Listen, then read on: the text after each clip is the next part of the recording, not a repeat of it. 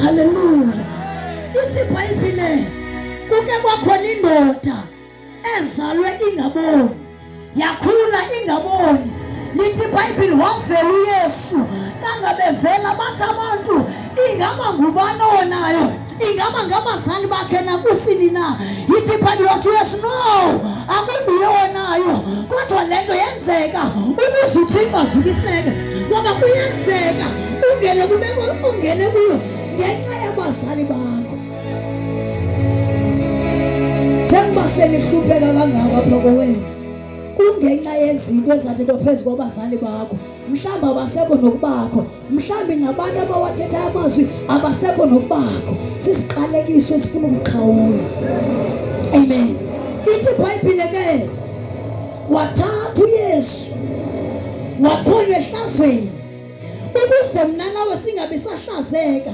Waqalekiswa ngoba wayethi umuntu angobonile athatha khona emthini wehlazo uthiwa yena ungoqalekisiweyo kodwa uKristu waseqamlazweni ukuze sikhululwe kwisiqalekiso. Hallelujah. Hallelujah. Ungawaphala uPawulos wathi mani ngo